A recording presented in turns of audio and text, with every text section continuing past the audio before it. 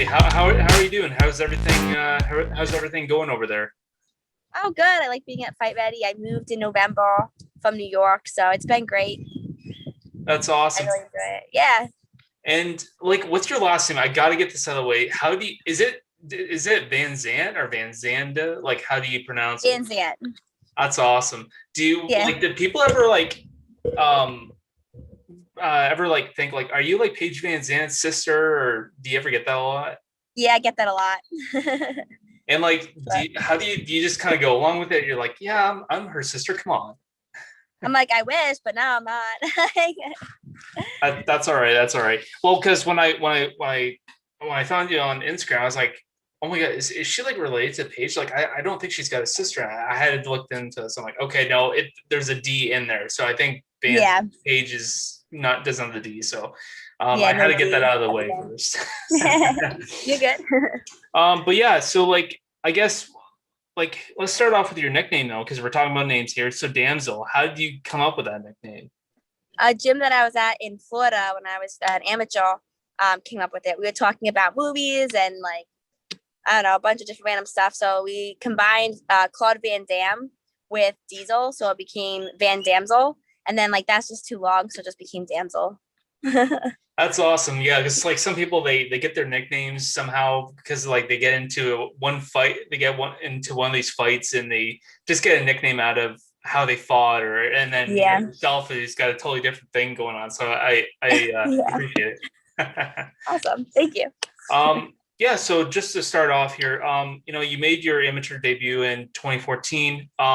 So like what is it like what turned your interest in MMA in the first place? I knew at a young age, like when I was in like high school, that I wanted to be a professional athlete, and I just didn't know like what yet. At the time, I was playing volleyball, and I'm way too short to play volleyball professional. Let's be real here. And then I was doing Brazilian Jiu Jitsu. I started when I was 13, and then I had my first Muay Thai fight when I turned 18. And after that first fight, I just knew like, oh, this is what I want to do. It just kind of happened. I feel like every fighter has to kind of go through some fighting background, whether it be in your case Muay Thai or BJJ, kickboxing, karate, whatever you have to go through. I feel like every fighter kind of has to have that bit of interest to get into MMA. Do you think Oh that's a yeah. smart move? Oh yeah, definitely. I mean, I started with Taekwondo when I was 7 too, so I think that kind of carried me along as well. But yeah, I mean, it's good because it teaches discipline at a young age and consistency and just all those different characteristics that you need to have to be like a really good fighter. So I think it's good that they start young with uh like an individual martial arts to get good at that and then keep building. Mm-hmm. And kind of elaborate on what you said. I think it's kind of a good thing too, because I think it does kind of give a fighter the identity. Whether every if you look at every kind of fighter, if you look at like the most famous fighter out there, like they might have the karate fighting style. They might be good all around, but you can definitely tell that's their Have like specialty. And a your specialty yeah, is like a the Muay Thai, right? specialty. Yeah. But talking about your amateur career, I mean, you got a chance to fight Gillian Robertson. I had to look it up twice just to make sure it wasn't like a duplicate. That's kind of Yeah. interesting to, you know, two fighters I know have fought each other in the past, and we're talking about your amateur career here.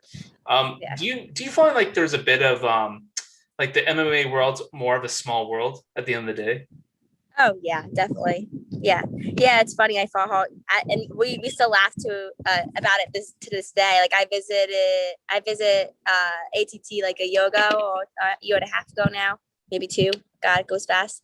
And it was funny because we're like we have no clue how she made 105. I mean, she was younger and smaller then, but we were like laughing. She's like, I have no clue how I made 105 because it was like I think it was like my third amateur fight.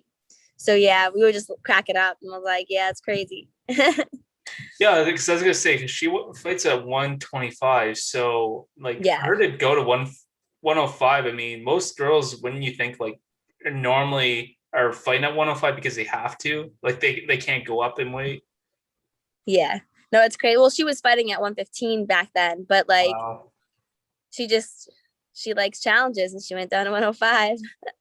So it was awesome. Yeah, maybe like a lifetime ago. I mean, now, I mean, Yeah. the more you age, like cutting weight is just insane. I talk to all these Oh yeah. players and they talk about how like, yeah, I could make this weight, 10 years ago, and now I'm like 35, and it's like, yeah, and it's not happening. Yeah, you can only do it so much. So like after your amateur career, I mean, at what point did you know you were ready for the pro?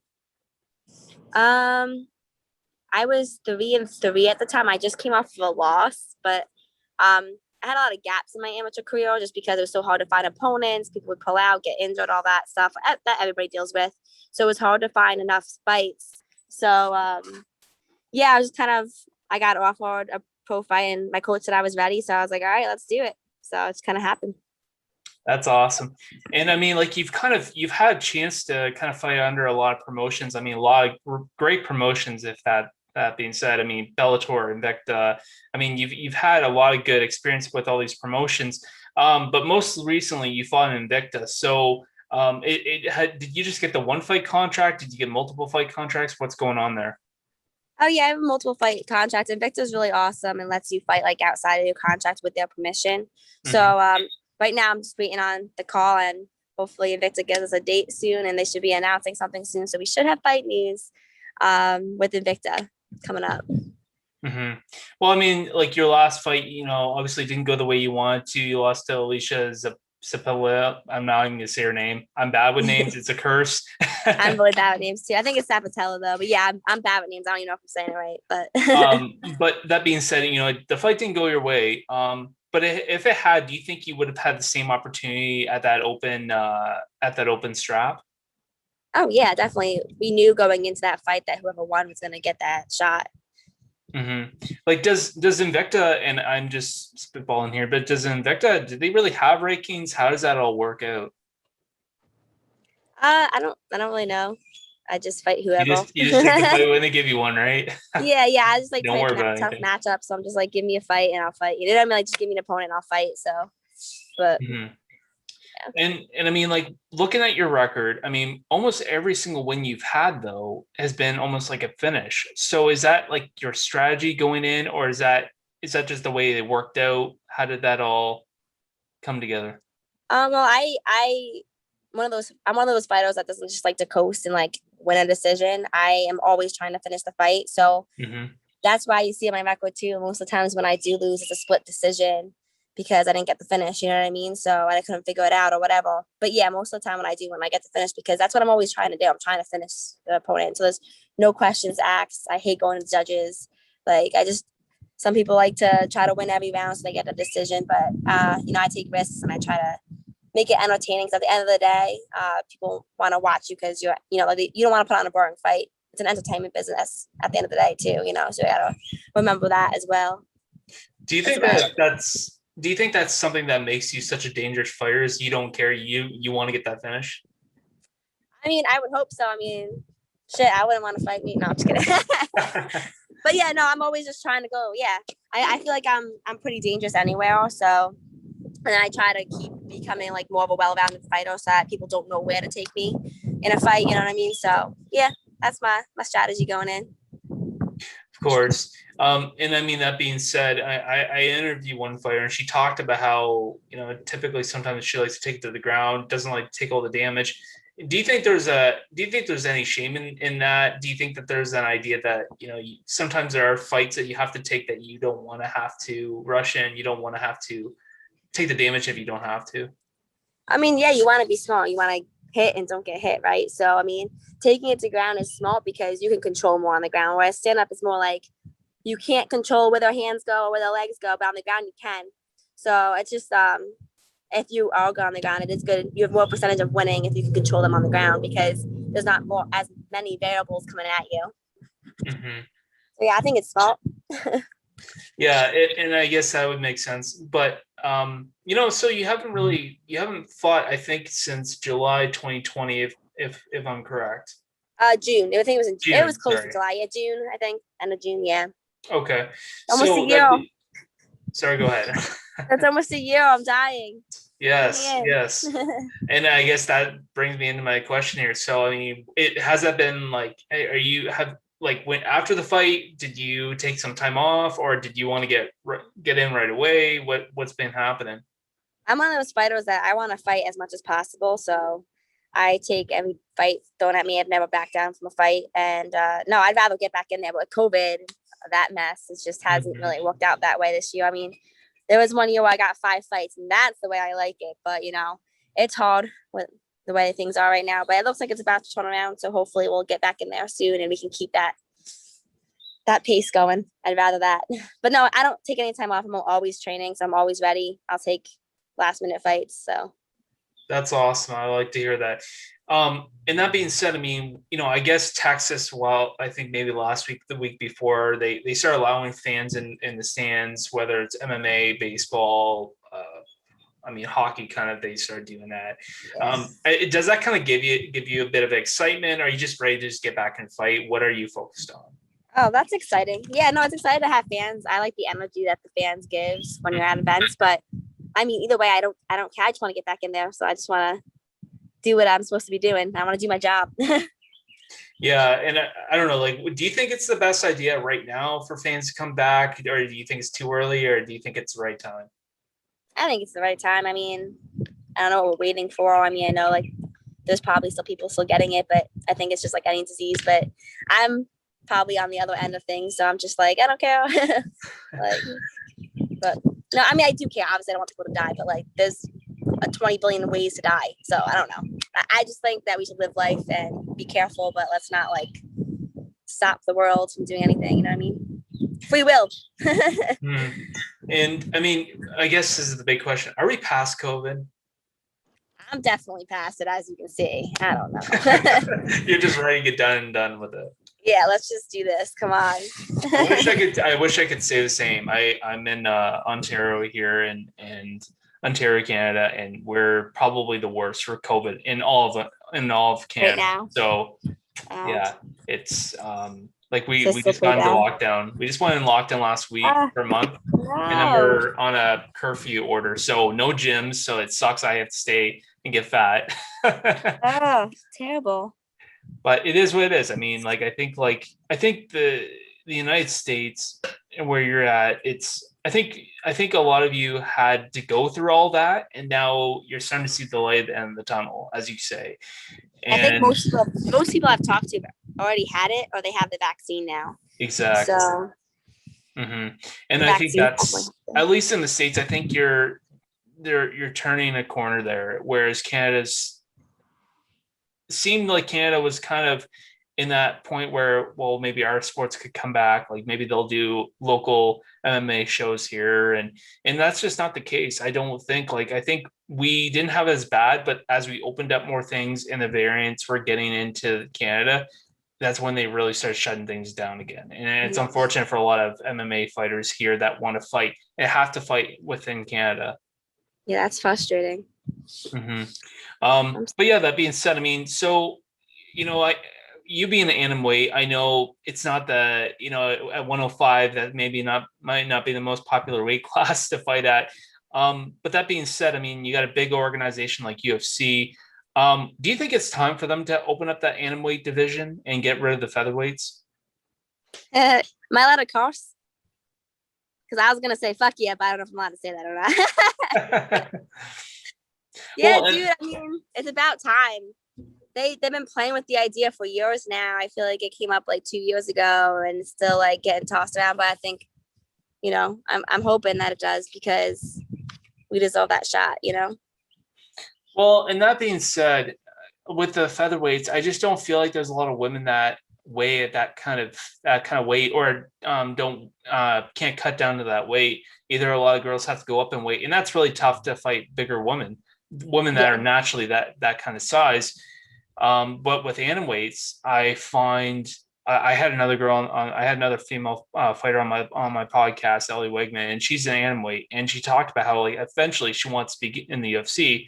But the issue is like, why am I gonna rush something if I can't even go in there and fight? I don't want to go up to 115.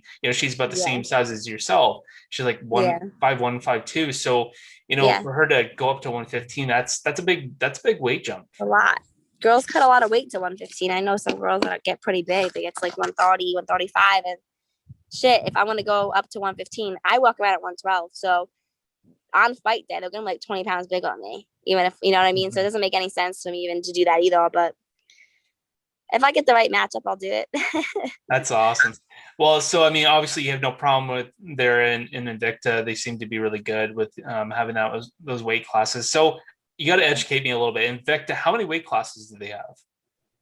They have all the female weight classes. So Oh wow. Adam, Feather, yeah, they have all of them. So 1, 2. I'm kind of glad that they do, and it's a lot of other promotions. They need to open up a lot more of these weight classes because the biggest issue, the thing I hear the most, is the weight cutting, and people missing weight. Like I get with COVID, everything going on, it does make it more frustrating for fighters with all the process that they have to go through.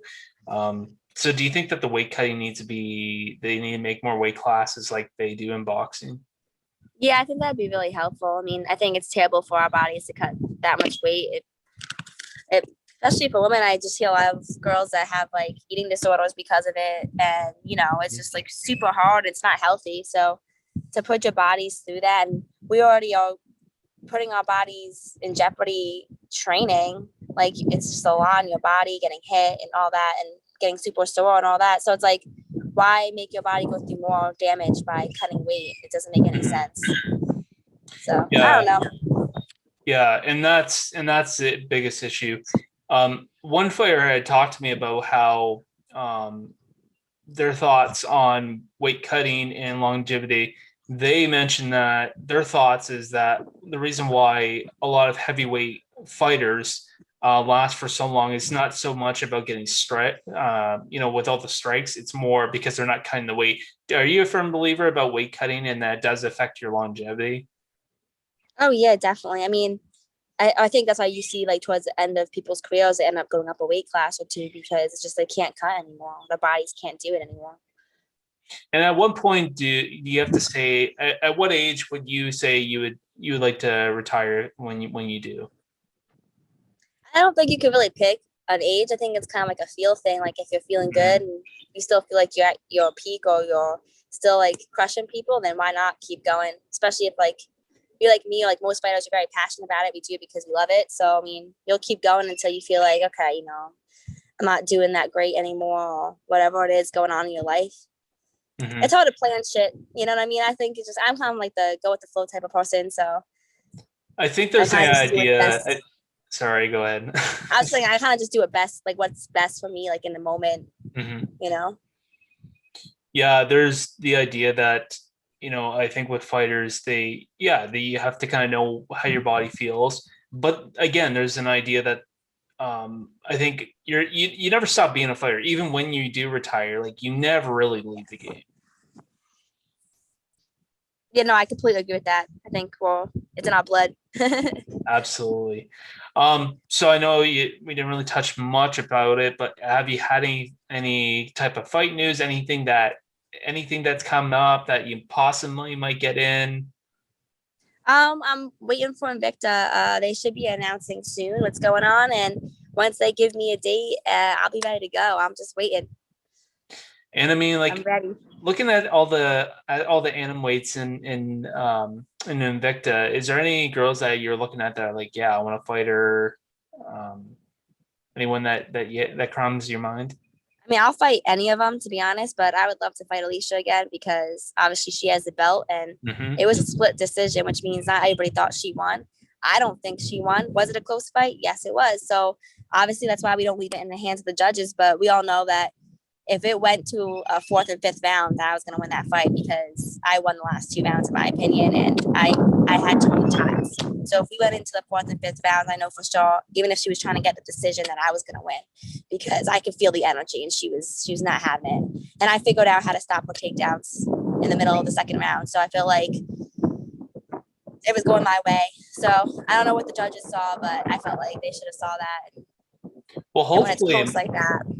well, I was gonna say, like, hopefully Invicta does look at it that way and think, okay, well, and I mean, like, I don't think there's any promotions that are strangers to making those kind of decisions, whether someone loses just by unanimous decision. I know there's fights that they made where, it's just a close fight, and even the promoters, the presidents, they've said, no, guy didn't win didn't lose the fight. Like, come on. Yeah. And normally we'll get that fight back. So hopefully that'll be in your case.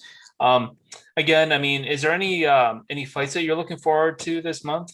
Any fights that you're gonna be watching? Well, I have a bunch of teammates fighting this weekend, so I'll be watching the UFC card and the Bellator card. But yeah, I mean, I'm really excited for Rose Namajunas to fight.